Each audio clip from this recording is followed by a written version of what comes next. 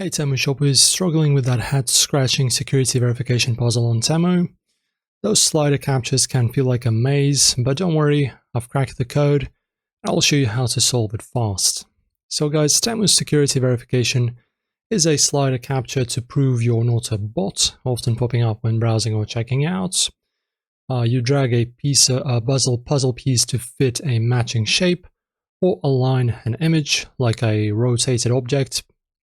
It's a substitute for Google's reCAPTCHA, as Chinese companies like Temu use custom systems. If it loops or fails, it's likely a glitch or a user error. So guys, when puzzle appears, in general, here's how to easily solve it. Read the instructions carefully. Some ask you to align a shape, others to match a pattern. Click and drag the slider slowly to the right, aiming to fit the piece precisely into the gap. For rotation puzzles, tap the image to adjust its angle until it matches. I fumbled my first try. Go slow and steady to avoid the failed message. If it keeps looping, refresh the page or clear your browser cache.